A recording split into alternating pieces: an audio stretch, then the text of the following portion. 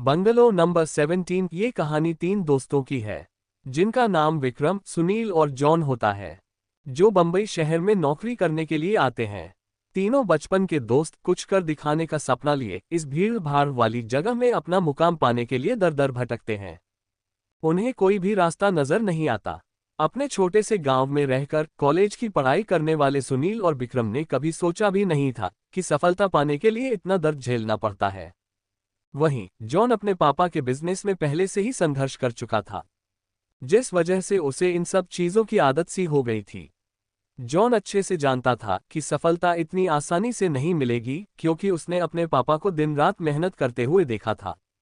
तभी तीनों को सुबह से भटकते भटकते शाम हो जाती है, लेकिन न कोई नौकरी और न ही कोई रहने का ठिकाना उनके हाथ लगता। तीनों मायूस होकर एक छोटे से होटल में खाना खाते हैं। दरअसल उनके पास कोई खास पैसे भी नहीं होते। वह तो सिर्फ अपनी एक दो दिन की व्यवस्था बनाकर निकले थे। उन्हें लगा था कि आते ही उनके साथ कोई चमत्कार होगा और उनको नौकरी मिल जाएगी। तीनों एक बिल्डिंग के पास पहुंच जाते हैं। कुछ देर बाद सभी बिल्डिंग के गेट के पास बैठ जाते हैं। एक दो घंटा बैठे हुए गुजर जाते हैं। तभी बिल्डिंग के चौकीदार की नजर उन पर पड़ती है और वह जोर की आवाज में उन्हें डांटते हुए कहता है, कौन हो तुम लोग, यहाँ क्यों बैठे हो? तीनों अजनबी शहर में किसी को पहचानते नहीं और न ही उनका कोई ठिकाना है। तीनों अपनी जगह पर जल्दी खड़े हो जाते हैं और अपनी बात चौकीदार को बताते हैं। चौकीदार को तीनों की हालत देखकर उन पर तरस आता है। उसे एहसास होता है कि कुछ सालों पहले ऐसे ही वह काम मांगने आया था। तब किसी ने उसे सहारा दिया था और आज कम से कम वह इतने बड़े शहर में छोटे से काम के साथ जीवन यापन कर पा रहा है। जॉन उन तीनों में थोड़ा समझदार होता है। वह चौकीदार से कहीं रहने के जुगाड़ की बात कहता है, क्योंकि उसे पता है कि अभी उनकी हालत किराया देने की नहीं है, तो उन्हें कोई किराया से कमरा क्यों देगा। तभी चौकीदार अपने एक दोस्त से फोन पर बात करता है, जो वहीं से कुछ ही दूर बंगला नंबर 17 में साफ सफाई का काम करता है। चौकीदार अपने दोस्त को सारी बात बताता है। तभी उसका दोस्त कहता है कि मेरे साहब तो अपने परिवार के साथ 2 महीनों के लिए बाहर गए हैं, तब तक मैं रहने का इंतजाम कर सकता हूँ। ये बात सुनकर तीनों दोस्त बहुत खुश हो जाते हैं और वह जल्दी से चौकीदार से कहते हैं कि आप हमें बता दीजिए हम उनके पास कैसे पहुंच सकते हैं। चौकीदार कहता है कि वह बंगला थोड़ा दूर है, रात को वहां कोई टैक्सी ऑटो भी नहीं मिलेगा। आज तुम लोग यही सो जाओ, कल सुबह हम साथ चलेंगे। तीनों उसकी बात मान जाते हैं। सुबह उठते ही तीनों चौकीदार के साथ बंगले में पहुंच जाते हैं। बंगले की खूबसूरती देखकर तीनों दोस्त हक्का बक्का रह जाते हैं। उन्हें यकीन ही नहीं होता कि उन्हें इतने अच्छे बंगले में रहने का मौका मिलेगा। बंगले का नौकर तीनों दोस्तों को गेस्ट रूम में ले जाता है। तीनों दोस्त रूम में पहुंचकर राहत की सांस लेते हैं। जल्दी से तीनों नहाकर तैयार हो जाते हैं और काम की तलाश में निकल जाते हैं। अब रहने का तो ठिकाना लग चुका था, तलाश थी केवल अच्छे काम की, जिससे उनका गुजारा चल सके। लेकिन आज भी उनके साथ वही होता है। सुबह से शाम हो जाती है, लेकिन तीनों हताश होकर वापस अपने स्थान आ जाते हैं। नौकर तीनों के लिए खाने का इंतजाम करके रखता है, जिससे उन्हें बहुत ही राहत मिलती है। आज तीनों दोस्तों के लिए बंगले की पहली रात होती है। रात को 12 बजते ही अचानक विक्रम की नींद खुल जाती है और वह अपने आप को बंगले के तहखाने में पाता है, जहां पुराना सामान इकट्ठा करके रखा हुआ था। उसे समझ में नहीं आता कि वह यहाँ कैसे पहुंचा। तभी वह घबराहट में अपने दोस्तों को आवाज लगाता है, लेकिन किसी को कुछ सुनाई नहीं देता। तभी उसके कानों में सब कुछ सुनाई देना बंद हो जाता है और सिर्फ एक औरत के रोने की आवाज जाती है।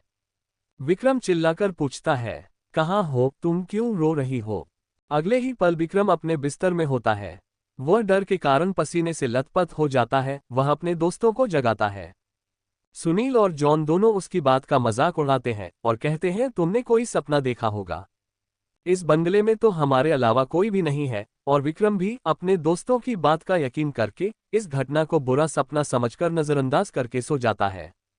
सुबह उठते ही तीनों दोस्त फिर से तैयार होकर काम ढूंढने निकल पड़ते हैं, लेकिन जैसे ही वह बंगले के गेट से बाहर निकलते हैं, अचानक कोई औरत आकर विक्रम को चिट्ठी देती है, जिसमें लिखा होता है, तुम इस पते पर जाओ तो काम मिल जाएगा। और औरत अचानक भागते हुए उनकी नजरों से ओझल हो जाती है। तीनों दोस्त की सोच में पड़ जाते हैं कि हमें काम की जरूरत है। यह इस औरत को कैसे पता? लेकिन तीनों को काम की बहुत जरूरत होती है। उन्हें लगता है कि भगवान ने उनकी मदद करने के लिए किसी को भेजा होगा, और तीनों उसी दिशा में आगे निकल जाते हैं जहां का पता उस कागज में लिखा होता है। यहां पहुंचते ही उन्हें एक बहुत ही बड़ी बिल्डिंग दिखाई देती है। दरअसल ये बहुत बड़ी कंपनी होती है और तीनों कंपनी के गेट पर पहुंचते हैं और वहां के सिक्योरिटी गार्ड को चिट्ठी दिखाते हैं। सिक्योरिटी गार्ड चिट्ठी नियुक्ति विभाग के पास भेज देता है और जैसे ही प्रबंधक को वह चिट्ठी मिलती है तो उसमें उसके मालिक का हस्ताक्षर होता है। वह उन तीनों से पूछता है, आप हमारे मालिक को कैसे जानते हैं?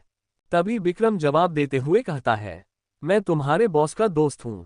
अब प्रबंधक के पास इनको काम न देने के अलावा कोई विकल्प नहीं होता। इस कंपनी के मालिक का हस्ताक्षर जो उस चिट्ठी पर मौजूद था। कंपनी के मालिक 7 दिनों की ट्रिप पर विदेशी कंपनियों के दौरे में थे और उस बीच उनसे कोई संपर्क नहीं था, इसलिए प्रबंधक ने उन तीनों को काम पर रख लिया और अपने साथ उन्हें काम की जगह दिखाने ले गया। लेकिन विक्रम अचानक ही दूसरे रास्ते की तरफ मुड़ जाता है और वह सीधे बॉस के चैम्बर के सामने पहुंचता है और दरवाजे के ताले को पासवर्ड से खोल देता है। कंपनी का प्रबंधक ये देखकर के आश्चर्यचकित रह जाता है। उसे यकीन ही नहीं होता कि जो पासवर्ड केवल कंपनी के मालिक को पता है, वह इसे कैसे पता चला। अब प्रबंधक उसे कोई खास आदमी समझने लगता है। उसे पूरा यकीन हो जाता है कि हो ना हो यह व्यक्ति बॉस ने ही भेजा है और वह उसे बिना रुके हुए अंदर जाने की इजाजत दे देता है। जॉन और सुनील ये सब देखकर समझ नहीं पाते कि विक्रम को ये सब कैसे पता। तभी अचानक विक्रम सभी को बॉस के चेंबर से बाहर जाने को कहता है और चेंबर का दरवाजा बंद कर देता है।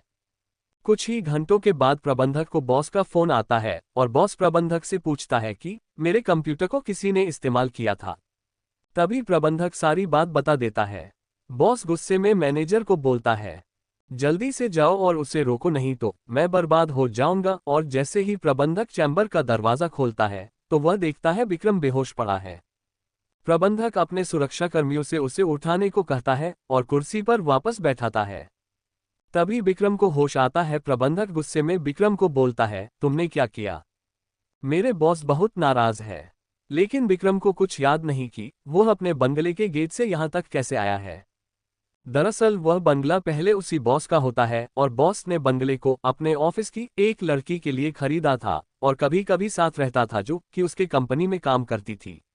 बॉस पहले से ही शादीशुदा था और यह बात अच्छे से जानता था कि एक ना एक दिन वह लड़की उसके लिए खतरा बन सकती है, इसलिए वह उसकी निजी अश्लील वीडियो रिकॉर्ड कर लेता है। और जब एक दिन लड़की को यह बात पता चलती है तो दोनों में खींचातानी करते हुए लड़की के सर में चोट लग जाती है और वह दम तोड़ देती है। बॉस बंगले के गार्डन में ही लड़की को दफना देता है और लड़की की मौत के साथ ही उसका राज दफन हो जाता है।